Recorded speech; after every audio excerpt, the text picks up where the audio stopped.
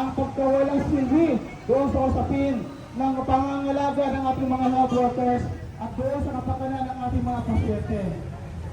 Lumalagayan. Kaya nandito tayo sa panawagan sahod! Presyo! Sahod! Presyo! Yan, panawagan natin. Zero balance billing, pero hindi po yan totoong nangyayari sa mga ospital, lalong-lalo na sa mga rural. Maraming mga